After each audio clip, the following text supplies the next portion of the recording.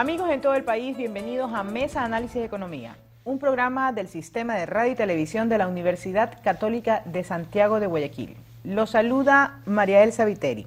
Usted está en sintonía de 1190 AM en radio, canal 42 en UHF y Claro TV, canal 74 en TV Cable y 318 en Univisa.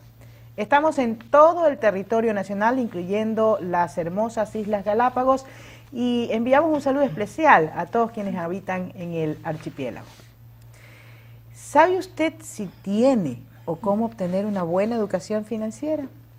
¿Cómo los hogares pueden organizar su presupuesto? Aquí en Mesa de Análisis trataremos sobre este tema de gran importancia. Tenemos como invitados a la economista Marlene Mendoza Macías, docente investigadora de la Facultad de Ciencias Económicas de la Universidad Católica de Santiago de Guayaquil, y al ingeniero Roberto Palacios Dueñas, docente de la SPAE, SPOL, a quienes les agradecemos su presencia en nuestro programa. Muchas gracias por atender nuestro llamado en un tema que yo creo que, realmente es uno se enfrenta día a día a un cambio, digámoslo así, ¿no?, de formas de vida y demás, de sistemas nuevos, de sistemas más perfeccionados y demás. A veces con risa vemos cómo las cosas varían enormemente. Por poner un ejemplo, ¿no? Yo recuerdo cuando el fax era la innovación, y ahora ¿quién se acuerda del fax? ¿No? ¿Verdad? Ahora, si uno no sabe manejar un pequeño dispositivo electrónico, pues no está en nada, ¿verdad? Yo creo que lo mismo pasa con este tipo de sistemas que organizan nuestra vida un poco y que de a poco pensamos que todos lo manejamos o que todos lo sabemos, pero que realmente no dimensionamos el verdadero impacto. Y lo que es peor, normalmente se nos habla de forma general del sistema y no entendemos ese traslado a lo que es el desempeño individual o particular, su influencia, sus incidencias en nuestra vida. Entonces vamos a ver, primero que nada, y a los dos, indistintamente, ¿no? Es más, un poquito de tiempo para cada uno en el sentido. Vamos a ver, ¿qué significa realmente tener o ser educado en esta parte de financiera? ¿Cómo consideran ustedes que una persona es educada en un sistema financiero? Perdón, ingeniero. Muy amable, gracias. Estar educado... Se lo doy a usted la palabra porque aquí estamos en mayoría. Entonces, estoy muy siendo amable, gentil, muchas ¿verdad? gracias. Muchas gracias por su gentileza. Por favor. Bueno, realmente ser educado desde el punto de vista financiero es haber adquirido competencias para poder tomar decisiones correctamente, desde el punto de vista financiero correctamente, ¿no? Decisiones que si son tomadas adecuadamente, ¿no?, bajo un contexto financiero, apuntalan pues al bienestar financiero de una persona o una familia. Cuando no se han adquirido esas competencias o ese conocimiento, esas habilidades, ¿no?, no se es financieramente educado y consecuentemente se está en las manos de aquellos que tienen mayores habilidades y pueden tomar ventaja o presa fácil de quienes hacen, ¿no?, de alguna manera... Y eso atenta contra su bienestar financiero futuro o contra el buen vivir que usted bien conoce. Así es. Marlene, desde tu perspectiva, ¿estás de acuerdo? Sí, totalmente de acuerdo. Ser un poco educado en el aspecto financiero significa de una forma mucho más simple tener el conocimiento de hasta dónde yo puedo llegar en la toma de mis decisiones respecto a mis ingresos, porque básicamente llegamos ya al tema monetario y saber qué es lo que realmente yo quiero y las consecuencias de mis decisiones y cómo esas consecuencias pues finalmente tienen que ver con la calidad de vida que yo estoy llevando sin tener que culpar a otros, sino que asumir que la responsabilidad es totalmente nuestra, individual. Roberto, ¿cómo el público en general, digámoslo así, puede hacerse una autoevaluación de hasta dónde conoce de instrumentos financieros, porque estamos expuestos día a día, ¿no? Sí. O sea, de hecho, fíjense ustedes que en muchas ocasiones si no se hace una transacción bancaria no se puede actuar, ¿no? En el simple hecho. Muchas veces inclusive existen dudas de, coloco mis pequeños ahorros, ¿dónde los coloco? Los coloco en una cuenta de ahorros, en un instrumento de inversión. ¿Qué significa? ¿Qué riesgos corro? ¿No? Me explico. ¿Cómo puede una persona evaluar hasta dónde conoce a qué se está enfrentando y todas las posibilidades que tiene? Bueno, la forma más sencilla es cuando la persona está ahogada desde el punto de vista de flujo, es saber que no está manejando bien, adecuadamente, ¿no? Pero el tema yo lo disemino mucho más, o sea, yo lo expando mucho más. Yo creo que en nuestro país, en Ecuador, hay un analfabetismo financiero bastante importante, ¿no? Y en las transacciones del día a día, o sea, no quisiera ir al mundo un poco más desarrollado como el mercado de valores, inversiones, banca. Vamos a las transacciones de la cuotita fácil, ¿no? La cuotita fácil, pues las personas que no tienen algún nivel básico de conocimientos, son presas fáciles, como usted le dijo hace un momento, de que la cuotita fácil se transforma finalmente en un impagable, ¿no? Y entonces entran en el torbellino, en la gran bola de nieve que se le va haciendo la cuota fácil, el pago rotativo, mínimo, el pago mínimo, rotativo, exactamente, ¿no? ¿Verdad? Entonces hay conceptos básicos, como por ejemplo el valor de dinero en el tiempo, ¿no? Que no son cosas que digamos que necesariamente tienen que verse desde el punto de vista de una aula académica, son cosas que que el Estado en su rol amplio debería preocuparse y debería alfabetizar a las personas, ¿no? Y educar al resto. Bueno, no solamente el Estado, no solamente el Estado. Yo creo que la sociedad civil y la participación ciudadana debería estar en temas concretos. A ver, efectivamente yo creo que la forma más fácil es cuando uno está apretado, pero también hay otra perspectiva de ver el analfabetismo, digámoslo así, financiero, Marlene, y es el hecho de que a pesar de que no estés apretado, porque uno puede ser muy disciplinado además, no seas eficiente en el manejo. Claro. ¿No, verdad?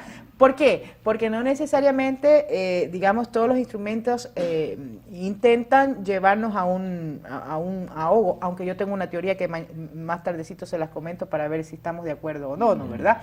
Pero en todo caso, no solamente es eso, sino desaprovechar la mayor utilidad que pudiera tener nuestra situación superavitaria, digámoslo así.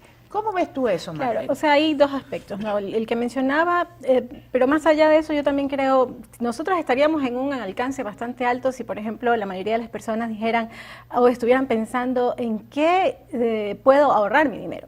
El problema va más atrás, es que nosotros vivimos en una economía, en una sociedad donde la cultura de ahorro prácticamente casi no existe. O sea, estar hasta ese punto de preguntarnos a dónde yo puedo invertir mis ahorros, ya estuviéramos un pasito más adelante, ¿no? Entonces, empezando por ahí. Segundo, de llegar a tener cierta magnitud de ahorro. Y eso, perdón que te interrumpa, tiene que ver inclusive desde una política todavía más atrás, ¿no? Sí, que es la inequidad en la distribución de la inequidad, pero también riqueza, otra ¿no? vez con las decisiones de las personas, porque a los diversos niveles de la sociedad que existe en nuestros medios, pues se pueden tomar decisiones acorde a nuestras posibilidades y tener todos un alto nivel de calidad de vida a nuestras posibilidades. Exactamente. Entonces, también está el tema del desconocimiento, ¿no? Ese desconocimiento nos lleva a no ser eficientes en esas decisiones.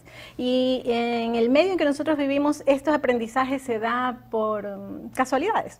Tengo un ahorro, me voy al banco y los asesores pues aconsejan en función de los beneficios también de la entidad o institucional, más allá necesariamente que sea el beneficio del cliente. Entonces uno aprende en función de las necesidades de ellos y nosotros, o la mayoría, no tiene esa curiosidad de decir a dónde más puedo llegar, y no hay esa perspectiva justamente por el desconocimiento, no hay esa cultura de aprendizaje ni del ahorro ni nada. Vemos dónde gastamos y dónde, cuando no tenemos, yo sé decirle a los estudiantes, cuando nosotros tenemos dinero en el bolsillo estamos mal, o sea, no sabemos qué hacer, nos molesta, nos estorba, algo hay que hacer y hay que invertirlo, entonces se gasta. Bueno, tenemos también una cultura muy consumista, ¿no? ¿Verdad? Sí, pensamos que tener plata en el bolsillo es manejarse. Y definitivamente yo creo que también ahí viene una cultura en términos de todo lo que significa bienestar y todo lo que significa temporalidad.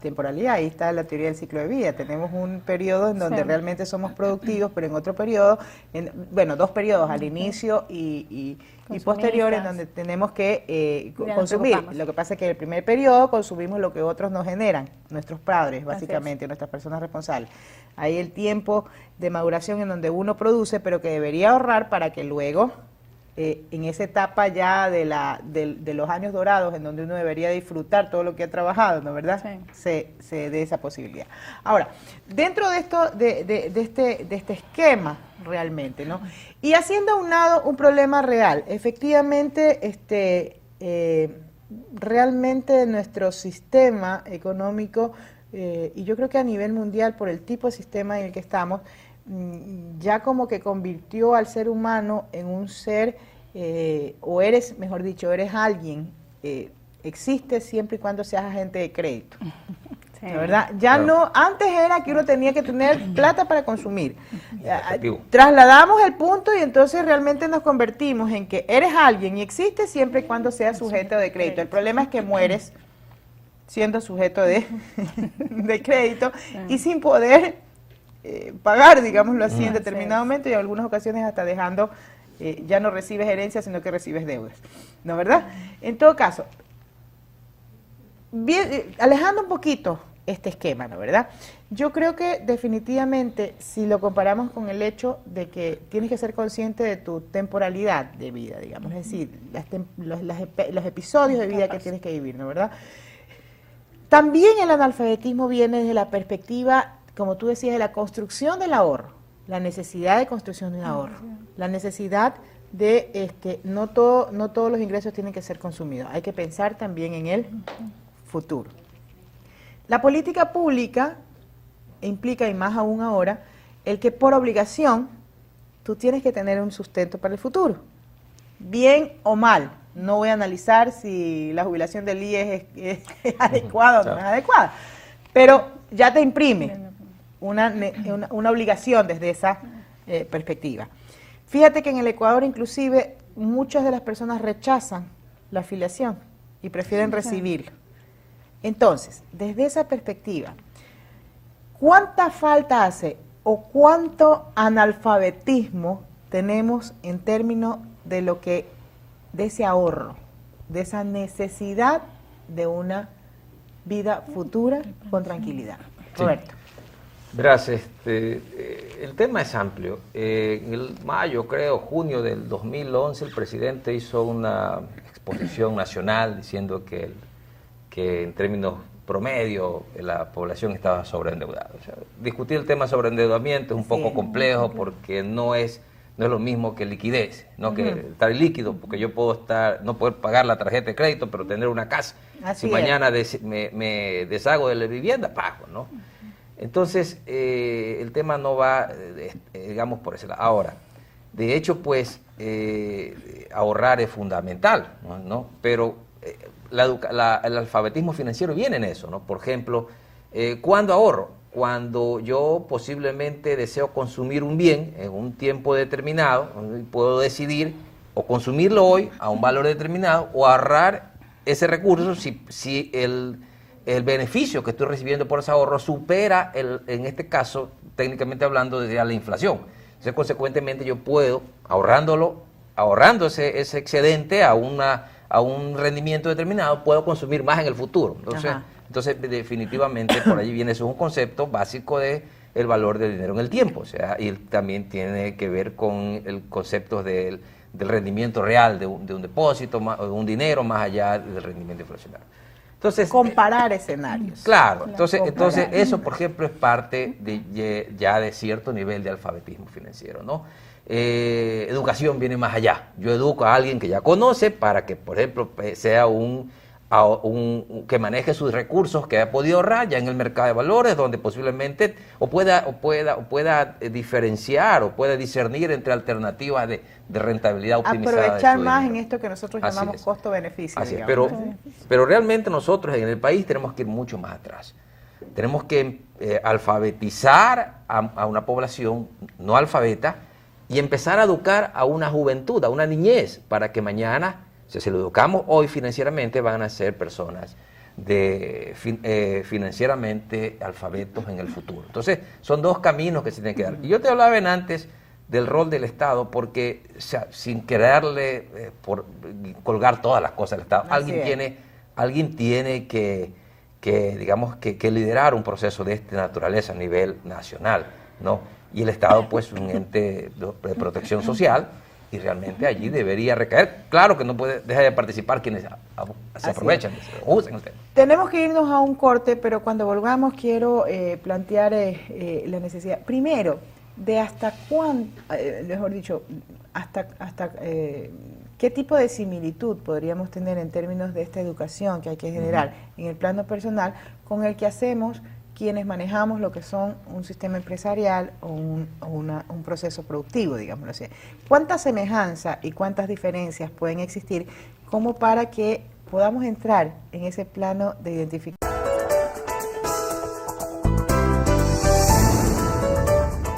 Y volvemos con Mesa de Análisis, hoy un tema muy interesante. Conocemos de manejo financiero, sabemos cómo manejar nuestro presupuesto individual. En el bloque pasado dejaba yo una inquietud, Marlene, en el tema de decir, bueno, vamos a ver, ¿qué tanto se parece el manejo financiero de una empresa, de una institución o de un ente, digamos, jurídico, digamos, una persona jurídica, al manejo que hacemos independientemente cada uno de nosotros? Porque, ojo, para manejar una empresa se dice que debemos de contratar a alguien especializado y capacitado en eso. Y para manejar nuestras finanzas privadas, ¿cómo vamos a capacitarnos? Es un tema que vamos a ir desarrollando. Entonces, ¿qué tanto se parece? Sí, considerando su expresión final, pues, en la parte técnica podríamos decir que sí es diferente. Hablar de una organización grande donde se requiere asesores, de aspectos técnicos muy específicos y donde alguien de manera individual realmente no lo requeriría, a menos que requiera hacer grandes inversiones muy, muy especializadas. Pero partamos del tema mismo. Cuando hablamos y decimos educación financiera, alguien escucha la palabra financiera, no, eso ya es de expertos, es de universitarios, es de ingenieros, es de másteres, es de doctores, ¿verdad? Pero si decimos cómo organizar nuestro presupuesto en el hogar, ahí sí como que eso sí es para nosotros, pero a la larga los dos van hacia lo mismo, ¿no? Entonces en ese sentido tendría mucha similitud, pero ya en ciertas practicidades no. Y de allí que yo sí considero que uno de los aspectos que hay que procurar trabajar, como se decía, no solo el gobierno, sino también a nivel, yo diría, familiar, no esperar que lo trabaje el gobierno, es el crear una cultura de ahorro. Usted mencionaba que hay los periodos y etapas de vida. Cuando uno es joven, uno está prácticamente viviendo de lo que los padres nos dan. Y sobre todo aquí en el Ecuador están a los 35 años, están casados, están con sus esposas, sus hijos, todos van todavía, algunos a las casas de sus padres. En otras economías, a los 18 años, los chicos ya saben lo que es independizarse. Bueno, aunque hubo una película española que dio cuenta de que eso ya no es tan cierto pero en la mayoría de los en la mayoría hay algunos cambios, claro, ¿no? en la mayoría, claro, hay unos cambios, pero en la mayoría de los casos eso sí se da en otras economías. Entonces, yo pienso que por ahí va el asunto. Se acostumbra mucho a los jóvenes. Ustedes hay que educar a los jóvenes para que luego tengan esa formación. A ver, pero es que aquí viene un problema y voy al tema que un poco adelantaba Roberto, ¿no? ¿Verdad? En el tema de decir, hay que comenzar se me cayó la polla, como digo yo. Hay que comenzar a educar desde la niñez, hay que comenzar a educar desde la juventud, ¿no? ¿Verdad? Pero vamos a ver, es que aquí viene el caso. Yo recuerdo que, por ejemplo, cuando vivíamos esas etapas de crisis importantísimas a nivel latinoamericano, ¿no? ¿Verdad? Uno se subía en un taxi, por ejemplo, en la Argentina, ¿no? ¿Verdad? En donde se vivían procesos inflacionarios enormes, en donde se vivían devaluaciones muy fuertes, ¿no? ¿Verdad? Y resulta que desde que uno se subía al taxi recibía una clase de lo que era manejo de dólar. ¿Por qué? Porque era un choque tan fuerte, una experiencia tan fuerte que realmente el aprendizaje venía, como dicen, la letra, ¿cómo entra? Con fuerza, ¿verdad? Con fuerza entra, ¿no? ¿Verdad? Entonces resulta que un poco aquí hay algo que es importante. A ver, como ciudadanos, ¿esperamos que la letra nos entre con sangre o cómo se construye? Yo estoy de acuerdo en que tiene que haber toda una política pública, pero también tiene que haber una responsabilidad en el plano privado, individual, y cómo comenzamos, más bien como política pública, a ser conscientes de que tenemos que instruirnos en el tema de manejo responsable de nuestros recursos. Verás, en Ecuador hay una experiencia que todos debemos recordar, el año 99. Así es. El que más pagaba era el que más interesados tenía. Había un banco que pagaba 40, 60% en depósitos overnight o depósitos de corto plazo y todos corríamos allá. Así es. Un principio básico de la finanza es riesgo-rendimiento. A mayor riesgo o mayor rendimiento, mayor riesgo. Entonces nadie... Planteémoslo de esta perspectiva, ya. que era lo que siempre yo decía, ¿no verdad? Yo decía, ¿por qué si todo el mundo no te paga eso, el resto no te paga eso, por qué Claro. sí te paga? ¿No será que hay... ¿Por qué nos traen figuras de la televisión internacional a regalarnos por cada, qué sé yo, por cada sucre de depósito, no me acuerdo cuánto era, ¿no verdad? Sí. Un aparato electrónico, si ese aparato en sí mismo cuesta más de lo que tú estás Así depositando. Hay cosas, yo entiendo, Así que son de lógica, pero entonces, ¿cuáles son las claves? Ok. Yo tengo mi opinión personal, pero evidentemente son ustedes los llamados. Sí, seguro. O sea, ¿no? verás, allí hubo un aprendizaje. Te le Sí, garantizo por que supuesto. ese grupo poblacional que sufrió las consecuencias en este momento tiene bien claro el asunto, ¿no es cierto? Claro. Ya todos sabemos lo que es una garantía de depósito, ¿no es cierto? Ya con el problema de hace unos 15 días atrás, ya todos sabemos también que, digamos, hemos visto una respuesta hasta cierto punto medida. No sé cuántos se habrán excedido y la garantía no lo va a cubrir, pero de todas maneras ya hay un aprendizaje. Bueno, ¿no? realmente, totalmente de acuerdo, hay un aprendizaje, y yo creo que es justo decirlo, es muy justo decir que 94% están dentro de lo que está garantizado, lo cual implica, bueno, habrá que ver quiénes son los que estaban por allá, que sí sería bueno, ojo, sí sería bueno que el público lo conozca. Claro. No por chismosos, discúlpenme la expresión, pero a veces creen que es por... sino justamente para aprender. Claro. Justamente Ya como hay un aprendizaje, ¿no? ¿Verdad? Como aprendizaje. Entonces, sí sería importante, pero fíjate que dentro de eso, mira que el primer impacto fue de temor, ¿no? Precisamente por la experiencia. Y sin embargo, yo creo que la tensión bajó al punto que hoy ningún canal de televisión nos saca una entrevista de alguien que está dolorido porque no tiene cómo pagar la alimentación o la educación de su hijo. Así es. En el mundo fue una constante anteriormente. Ya hay un aprendizaje, ¿no? En el país hubo un aprendizaje, pero hay otro, pero hay un problema. Discúlpame que te interrumpa, pero hay un aprendizaje desde la perspectiva de sistema público, de sistema de control, además de, yo diría que más que aprendizaje, porque igual están los depositantes ahí. Si no estuviera el 94%. Claro. Hay un aprendizaje. En él también. Lo que pasa es que ahí yo creo que habría que evaluar, ¿no? Sí creo que hay un aprendizaje, pero a lo que me refiero es que hay más un aprendizaje de la perspectiva de control que es de la perspectiva de acción. ¿Sí? Bueno, yo creo que, y eso es importante analizarlo, ¿ah? Sí. Es importante, así como también hay que analizar hasta dónde la acción de control es el aprendizaje total, porque es un banco pequeñito. Claro que estaríamos también frente a la alternativa legislativa, que este sistema está hecho precisamente para que los de mayor riesgo no caigan, pues, ¿no? Digamos, así es, pues, ¿no? Así es.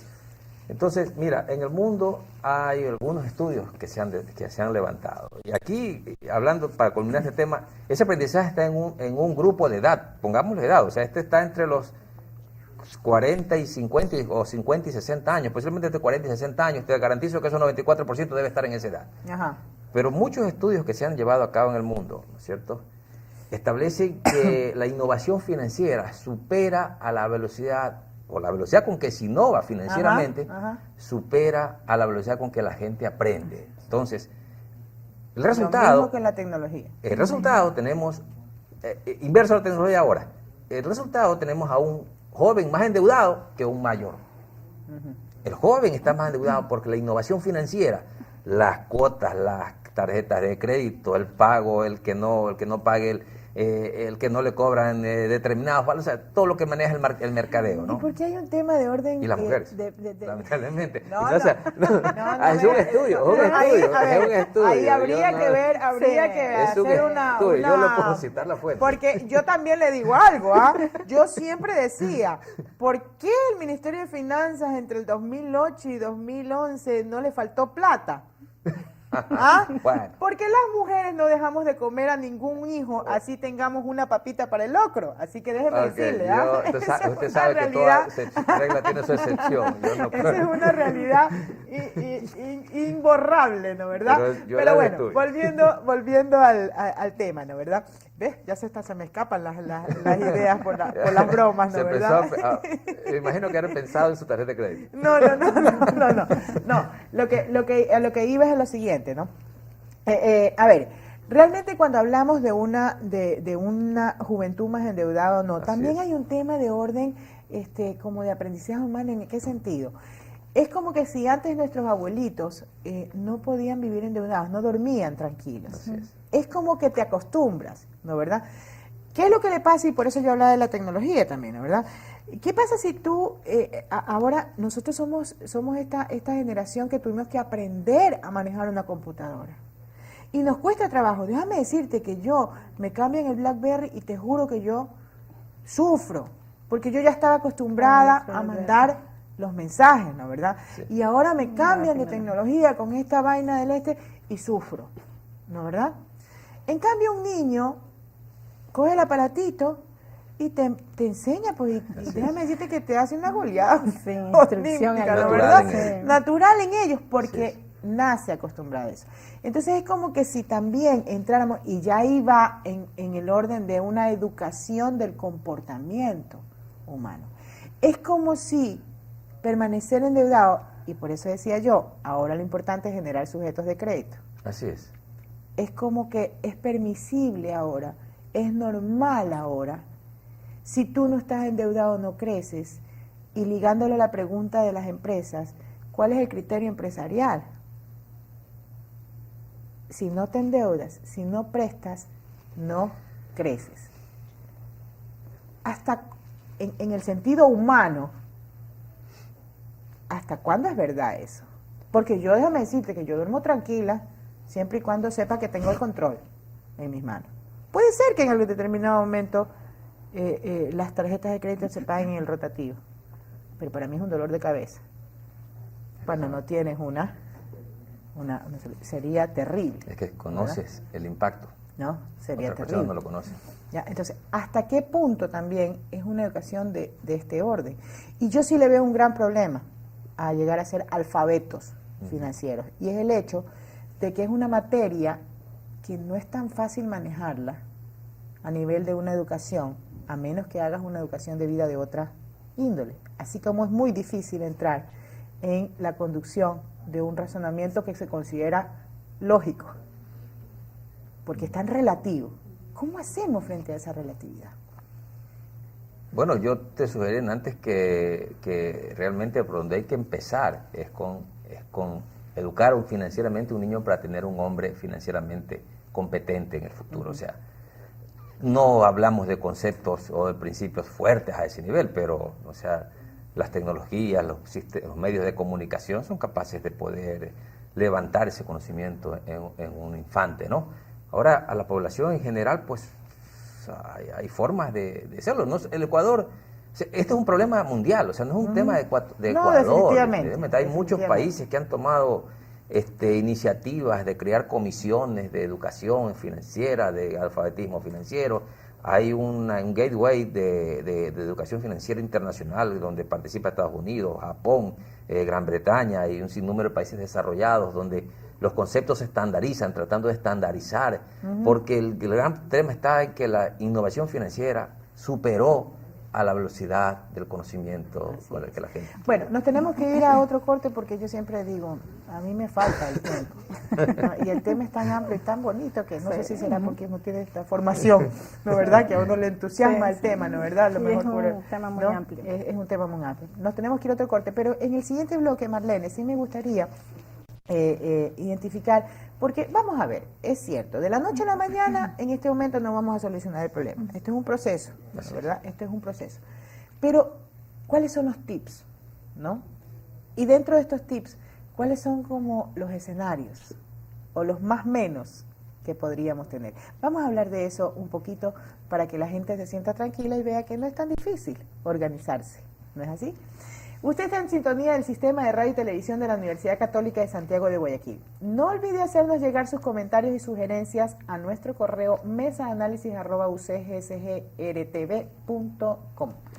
Hacemos una nueva pausa y volvemos enseguida para darles esos tips. Saber cuánto se debe de gastar.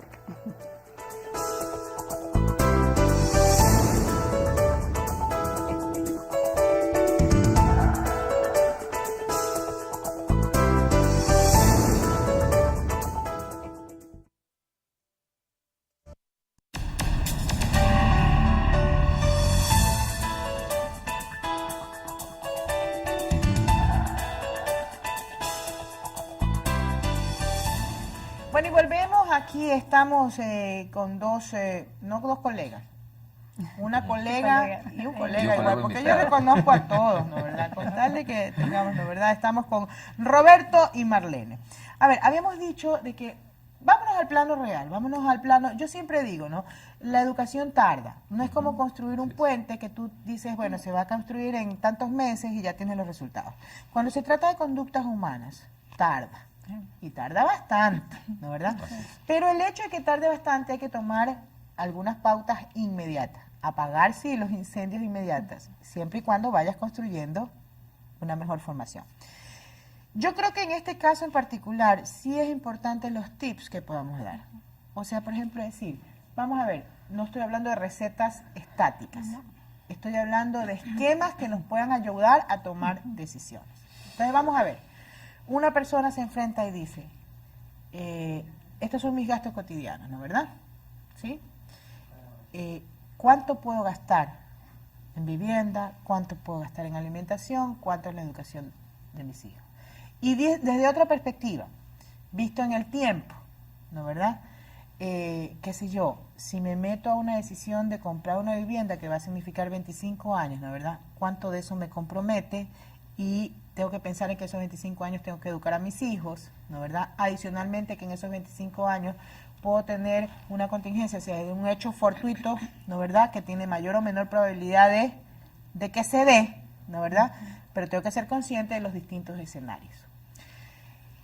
Esa parte que podría ser una ayuda importantísima, ¿quién debería asumirla? ¿Cómo se debería construir?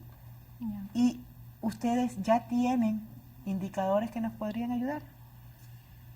Más que indicadores que a nivel académico y técnico hay, al hablar a nivel doméstico, así para ponerlo más simple, yo creo que se debe empezar primero como tip por reconocer que cuando nosotros decimos tengo un problema financiero, no me alcanzan los ingresos, hay que reconocer que la solución está de primera mano en nosotros mismos, porque a veces pensamos que la solución va a venir por un aumento de sueldo o por un empleo adicional, cuando no siempre es así, porque usted puede tener un incremento de sueldo, un empleo adicional y seguir tomando malas decisiones con respecto a los ingresos y seguir en la misma crisis. Entonces, el primer punto es hacer conciencia de que nosotros tenemos la solución en la mano. ¿Por dónde viene esa solución? Por hacer un plan financiero. En hogar, bastante simple. Usted mencionaba el poder tener conocimientos claros de los ingresos, de los tipos de ingresos que tenemos, si son permanentes, si son variables, tener claros en montos y tipos de ingresos, y por el otro lado el tipo de gastos también, si son fijos, si son variables y el tiempo en que los voy a tener. A ver, para que no se me asusten los que están detrás del televisor, cuando hablamos de plan de inversión significa sentarse con cualquier hojita que le haya sobrado a su hijo del cuaderno del año pasado y una pluma también, ¿no verdad? Sí. Sentarse, hacer una lista de todo lo que me ingresa y de todo lo que tengo que gastar. Y tal vez ir un poquito más allá y decir, esto que tengo ahora lo voy a seguir teniendo por cuánto tiempo. Y esto que estoy gastando ahora lo voy a tener que seguir gastando por cuánto tiempo. Eso es, nada más. Es una hoja que no necesariamente tiene que ser hecha en order book como en mi tiempo que me mandaban a hacer la contabilidad, sino que puede ser sencillamente, usted coge la regla también de su hijo, traza en la mitad y pone ingresos y pone gastos. Ese es el famoso plan o presupuesto. Presupuesto. Presupuesto. Ese es el famoso presupuesto. Termina siendo plan cuando le agregamos al análisis de la calidad y el análisis de las perspectivas, ver qué probabilidades hay y todo. Ahí termina, ¿no? ¿Verdad? Y del análisis de ver las condiciones que pueden hacer variar esto. Pero, Roberto, vamos a ver. Los bancos son especialistas en hacer análisis de riesgo. Y ellos sí tienen unos porcentajes. Y entonces mañana, si alguien quiere prestar un dinerito, ¿no? ¿Verdad? Por X, Y, Z, sea de consumo, sea para salir de un aprieto, ¿no? ¿Verdad? Entonces lo primero que ven es te dicen, a ver, usted gana 1.000 y resulta que se compró una casa que tiene que pagar 900. Ya usted está fuera del hilo. ¿Por qué, Roberto? Explícales a los televidentes por qué. ¿Cómo estructuran ellos un presupuesto supuestamente sano dentro de un hogar? Verás, todo nace efectivamente de un hogar levantar un presupuesto. ¿Qué es un presupuesto? Nada más, como tú le dices, es una lista de ingresos y egresos proyectados, de los cuales los ingresos deben ser estables, ¿no? Saber cuán estable tengo ingresos porque tengo una casa de arriendo, pues y la casa la voy a tener siempre porque es mía y estoy recibiendo. Tengo un ingreso porque tengo un empleo estable y lo voy a tener. No, esos son mis ingresos, los míos, los de mi esposa, los de mis hijos, qué sé yo, si son parte de la familia. Y estos son mis ingresos, ¿no? De allí, pues, una vez que nosotros hemos planificado y proyectado ese ingreso, ¿cuánto debo gastar? Tengo que levantar prioridades, ¿no es cierto? ¿Cuál es la primera prioridad en mis ingresos? Las necesidades básicas, comer, la familia alimentada, salud, las familias sanas, en términos, ¿no? Un techo, tercero, ¿no? Entonces, en base a eso, yo comienzo a planificar por prioridades mis egresos, contrasto contra mis ingresos, y si me sobra, entro a los siguientes niveles. Por ejemplo, ya la diversión, al ahorro, ¿cierto? Si tengo un plan, tengo un objetivo, plantearse objetivos. Tengo un objetivo, me quiero comprar un carro en 3 años, y si comienzo a ahorrar hoy de a X dólares, $100, $200 mensuales, llego a dar la letra inicial o posiblemente a pagar el carro, ¿no? Pero también hay que plantearse objetivos. O hasta de repente lo caserito, comprarse el chanchito y todo lo que es moneda que me quede en la noche, ponerla en el chanchito. Déjeme decirle que da buenos resultados, ¿no? Sí, seguro. Las familias lo hacen. Así es. Y no es nada extraordinario, ni técnico, ni para especialistas. Es algo muy básico y muy común. Ahora, esto no es receta única, no es talla única, ¿no? Así es. Porque depende de la familia. Si yo soy un individuo que vivo con mis padres, posiblemente mi estructura de ingresos es distinta. Alguna vez se planteó, te decía, que uno de los que gana el 35% debe cubrir la vivienda, el 35% de salud, y entre el 10 y el 15 la alimentación. Yo mismo lo hice, ¿no? Pero realmente eso no es una receta única. Claro, eso significaba que el 25% de vivienda, ¿no, verdad? El 35% era salud y educación, me parece. Sí, algo así. Era 25, 35, 50, 60, y el 15, del 15 a 20 era alimentación. Es decir, llegabas al 80 como para dar un esquema de que sí puedes ahorrar. Exactamente. ¿Ya? Sí. Obviamente dentro de ese ahorro generabas un poquito si te quedaba para lo que era diversión o más, ¿no, verdad? Eso era como una idea, pero en algunos casos se toma a rajatabla. Sin embargo, Marlene, yo te quiero hacer, y te lo digo a ti porque normalmente los varones no se enfrentan a ir a comprar al supermercado. Sí. Somos nosotros los que tenemos que, en el presupuesto de tiempo, poner ir al supermercado, ir a la plaza, ir al mercado, ir a todos, ¿no, verdad? Claro, porque hay que también... Estoy de acuerdo. Entonces, bueno, ¿qué te parece a ti cuando tú, en los supermercados es muy común, vas a la caja, entregas tu tarjeta de crédito y te preguntan, ¿corriente o diferido? Y resulta que tú lo que has comprado son papas, cebollas, tomates, la carne, el pollo, por ahí has comprado una cuchareta de cocina, ¿no, verdad? Unos mantelitos de cocina, ¿no, verdad? Así como para poner. ¿Qué te parece a ti esa pregunta? ¿O qué decisión tomas? ¿La verdad? Bueno, hay... Y claro, Claro. nos lleva, pero ¿sabes por qué le hago esa pregunta? Porque realmente yo siempre que me hacen esa pregunta, cuestiono a la cajera. ¿Por Así qué? es. Porque no educa. Así es. Porque no educa. Marlene, yo te dejo que Bueno, respondas. antes de la pregunta sí es importante decir que si nosotros tenemos la posibilidad, hay que evitar a toda costa el uso de las tarjetas. Ajá. Entonces, si yo puedo pagar en efectivo, en efectivo. Y una Fíjate vez... que yo no estoy de acuerdo. No, tampoco. Yo estoy de Yo acuerdo. tampoco. Sin embargo, acepto tu criterio. no tengo nada que ver con la tarjeta de Acepto tu criterio. Yo tampoco lo tengo. Pero yo fíjate que yo no estoy totalmente de acuerdo, ¿ah? Porque es un tema de disciplina. Ya. Es un tema de disciplina Claro, y además pero- es evitar un medio de pago que sí te... O sea, técnicamente Claro. es valor de dinero en el tiempo. Pero en el entorno en que nos encontramos, donde Además- hay poca cultura sobre la disciplina financiera, lo más práctico y lo menos riesgoso Ajá. es pagar en efectivo. Una vez que me hacen esa pregunta, como usted dice, realmente no debería hacerse.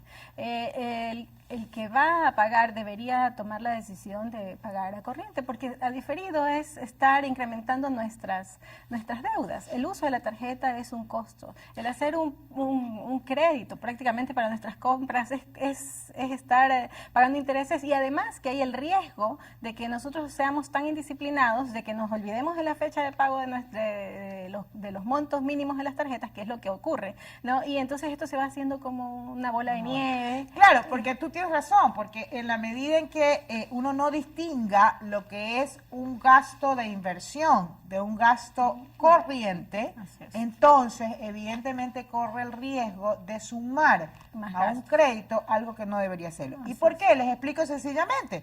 Porque simple y sencillamente el tomate, la cebolla, el pollo me la voy a comer Así es. en el transcurso de la semana, pues, No tiene en mayor el transcurso del mes, pues. Y eso lo tengo que cubrir con los ingresos que genero en ese mes. Distinto a la cuchareta o los mantelitos de cocina que no se me van a acabar, ¿no, verdad? En la semana o en el mes, pues, Claro. ¿no? Yo no estoy de acuerdo con Se eso. me va, no estás de acuerdo, bueno, No se estoy me de van a acuerdo con se me van a acabar en un tiempo prudencial, y entonces yo tengo que hacer una diferenciación. No, a lo que me refiero es que uno difiere un pago en la medida en que, de Claro. alguna manera, Se puede cubrir cuando les corresponda hacerlo. el Ese consumo, es el pues, problema. porque Pero- no consumes inmediatamente, pues. No es eso. A ¿Sí? ver, es un tema financiero. ¿no? Ajá. O sea, lo que te están dando es una oportunidad de posponer Apalancarse. tu pago, ¿no es cierto? Y consecuentemente ganarte el valor del dinero del tiempo de un mes. Quizás Sí, son sí, centavos, sí, sí. pero financieramente hablando es correcto. O sea, si a mí me dicen paga crédito corriente o diferido, yo lo puedo diferir a 3 meses, siempre y cuando efectivamente tengo la disciplina y el recurso para cubrirlo. ¿Por qué no voy a Claro, aprovechar? pero 3 a ver, meses. pero vamos a lo siguiente. Yo me refiero, totalmente de acuerdo. Tú puedes, en ese sentido, puedes aprovechar, que era lo que hablaba antes yo, sacarle beneficio a tus recursos. Así es. Desde esa perspectiva, porque también te decía yo, por último, es mucho, mira hasta dónde llega el ahorro, pues. En vez de estar sacando y pagando el 0.50 que te cobran por sacar la tarjeta del bancomático o de cualquier autobanco, o de la forma en cómo lo sacas, que siempre hay un costo, preferible pagar al final de mes el costo con un solo cheque. Desde ahí comienza el Además, ahorro, el pues, riesgo. ¿no, verdad? Date cuenta del riesgo, ¿no? Totalmente, Sales pero con $100 sí te puede costar. me refiero a esta sanidad que debe haber en términos de que tú tienes que consumir, ¿no, verdad? O consumes hasta donde te da. Eso es otra cosa. Ya, Eso en sí. términos de Claro, corriente, en completamente términos de lo de que acuerdo. consumes. O sea, hay cosas que en el tiempo tú vas a ir consumiendolas de a poco. Claro. ¿Sí me explico? Sí, sí, sí, Entonces, 100%. que la vayas pagando con los ingresos de el consumo, desde esa perspectiva lo decía Claro. yo. Entonces, mañana tú compras una refrigeradora. La refrigeradora te la vas a consumir el mismo mes, pues. Claro. Lo compras normalmente a crédito. A crédito. No, entonces ¿Por estamos qué? usando Porque la- estás respondiendo con el ingreso futuro la parte de consumo. Pero es una que decisión estás haciendo. financiera esa. Es una decisión financiera. Claro. Además de que efectivamente estoy de acuerdo contigo en el tema de que si yo tengo la plata en mis manos y si puedo diferir el pago a sabiendas que no, que me voy a gastar en otra cosa y voy a Exactamente. acumular riqueza, evidentemente. Hasta llegar al punto de Siempre que, y cuando se acumule riqueza. claro, siempre y cuando se... hasta el punto de decir que inclusive el medio de pago, el costo del medio de pago, que es lo que yo te decía, preferible el costo de un cheque al final del mes Así es. a los costos de sacar. Y si le sumas el riesgo de cargar, de ir a pagar, de llevar $300 para ir a comprar comisariato para pagarle, que te puede costar la pérdida de los $300 en un asalto. O sea, tienen una serie de incidencias. La tarjeta de crédito está interesantísimo estas discrepancias y estos acuerdos, como para terminar, que me van a matar. Solo para culminar, lo que él dice es verdad, pero siempre y cuando estemos hablando de que la población tiene esa cultura financiera. Cuando no la tiene, yo utilizo la tarjeta en el mercado y luego el efectivo me lo gasto a la salida. Pero también es el conocimiento de uno mismo. Pero y ya les comento el caso de una persona allegada a mí en términos de una gran amistad que me decía, mira, yo en este momento he recibido el dinero, salió de un trabajo para otro, recibí el dinero y he preferido cancelar todas las deudas de tarjeta de crédito porque yo me conozco. ¿Sí? Yo me conozco, tengo que cortar. Estamos en compañía de la economista Marlene Mendoza Macías y del ingeniero Roberto Palacios Dueñas. Recuerde que usted ahora nos puede ver a través de Univisa en el canal 318 y nos puede escribir al correo mesadeanálisis@ucsgrtv.com. Hacemos lamentablemente la última pausa porque yo quería seguir discrepando y acordando con ustedes, pero tenemos que hacer la última pausa en Mesa de Análisis y regresamos. Siga con nosotros.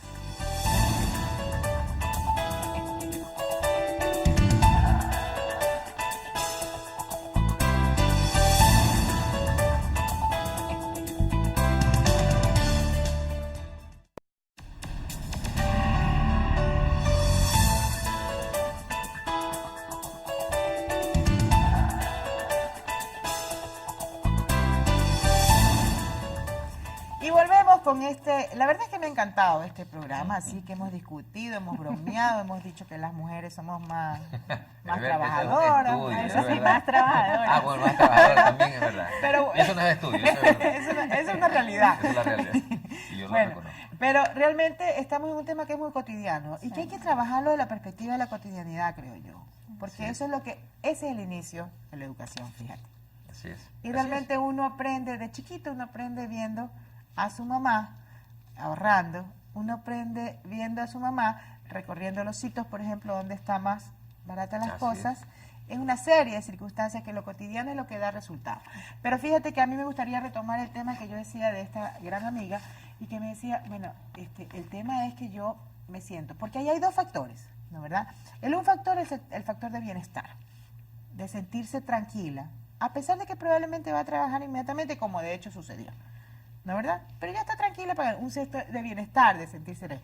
Y el otro, el que tú mencionabas, Roberto, ¿no verdad? En el sentido de decir, vamos a ver, el costo que me va a generar el mantener la deuda es mayor que los beneficios de ahorrar.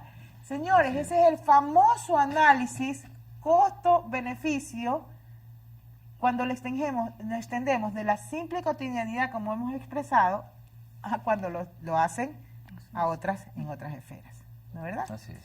Y es lógico pensarlo porque a nivel nuestro, señores, perdónenme, pero ¿a dónde cuál es la entidad a la cual recurrimos para meter nuestro dinero o para prestar? Es la misma. Entonces es lógico que el señor vive de lo que pueda ganar de lo que recibe y colocarlo, si recibe de nosotros, no nos va a colocar a lo mismo. Claro, esa es la intermediación financiera. Es la intermediación financiera. Y para que vean la relación, es lo mismo que decíamos en determinado momento, aquí voy a defenderme yo en mis decisiones de política económica. Señores, si depositamos en la banca internacional la plata del IES al 0.5% y nos regresa al 7, 8, 12%, ¿dónde está el excelente negocio? Pues prefiero prestarle yo directamente al IES y le pago 6%, la mitad de lo que me cobran afuera, y estoy beneficiando al propio IES y al propio agente aquí. Claro. Es la misma decisión. Así es. Por lo menos en la lógica. En la lógica, la diferencia un poco en el riesgo. No, ni en el riesgo, porque realmente en lo que tú dices, donde el IES haya puesto la plata igual no era cero riesgo, No, sea, pues se demostró. Siempre hay riesgo. Y se demostró, ¿ah? Debe haberse demostrado. Se demostró, no, es que me se imagino que sí, me demostró imagino que sí. porque se cayeron, Claro, no, a nivel no, internacional se cayeron los AAA. Claro, Lehman Brothers, ¿No, Bear verdad? Stearns, todos ellos Se cayeron. cayeron y efectivamente. Eso es. Bueno, pero tenemos poco tiempo y yo quiero darle a ustedes la oportunidad y realmente para que lo interesante es que el público conozca a ustedes que son los expertos en manejar estos temas, ¿no verdad? El resto somos gente que lo apreciamos desde lejos, ¿no verdad? Un experto. Vamos a ver, la recomendación de Roberto, más importante, en dos sentidos que va a ser lo mismo que le voy a pedir a Marlene. Primero, ¿qué hacer como costumbre a nivel de sentarse en este tipo de análisis? Y segundo, ya como las personas responsables de nuestros hijos, ¿no? ¿Cuáles serían las mejores lecciones?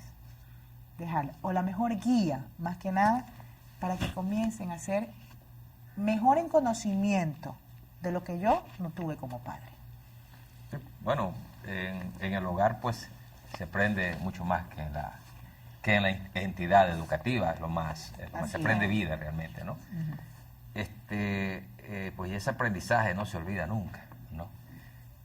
Y lo mejor que puede hacer un padre pues es educar a sus hijos en el concepto, digamos, en la planificación de su bienestar financiero. No necesita ser un experto el padre, pero si el hijo ve que su padre toma una decisión financiera que posiblemente lo afecte al mismo hijo, no le compró el Inevitablemente PlayStation por 3 de 120 gigas porque el papá tenía que invertir $400 y prefirió o ahorrarlo o pagar una deuda que tenía un costo del 20%. Entonces él tiene que entender pues que esas son decisiones correctas, decisiones que se hacen digamos en pro del bienestar, en este caso financiero de la familia. Así se aprende. Entonces eso los padres deben comunicar a sus hijos sus decisiones, ¿cierto? Para que sus hijos entiendan por qué se toman. Y allí hay aprendizaje. Con esa experiencia hay aprendizaje.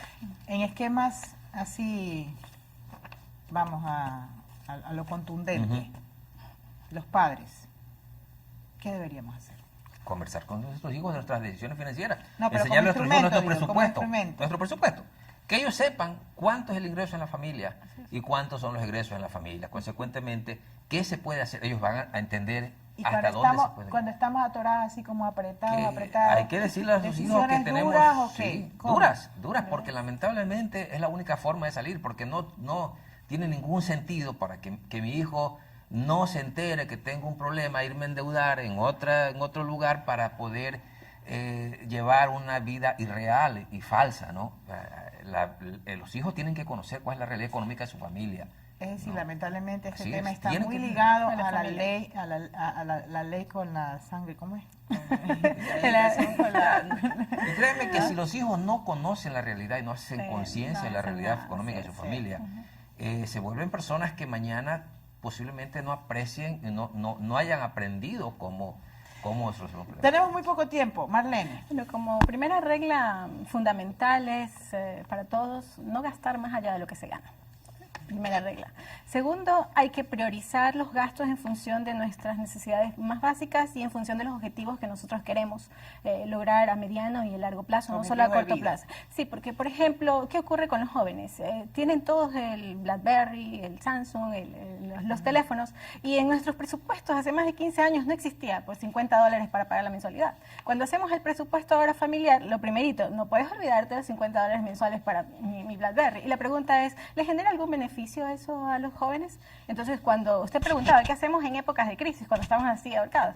Toca hacer partícipes a los jóvenes en esta elaboración del presupuesto familiar. No tengo que hacerlo y enseñárselo, hagámoslo juntos. Claro, bueno, Muy lo bien. que pasa es que eso también es relativo porque es muy valórico. Y ahí Sí, realmente pero ahí no- toca priorizar. O hablamos por teléfono o comemos. O hablamos por teléfono o estudiamos. O hablamos por teléfono o cuidamos nuestra salud. Entonces, como él decía, hay que involucrar a los jóvenes, En las pero decisiones. no, claro, no solo enseñarles y decirles, mira, esto está pasando, sino que construyan con nosotros el presupuesto y sientan, porque es la realidad. Bueno, Evitar endeudarnos. en todo caso, el tema es que, señores, no hay receta aquí. No hay receta, no hay única. receta. Aquí no hay receta única. Aquí lo que prima es sentarnos a analizar crudamente nuestra realidad y efectivamente establecer prioridades.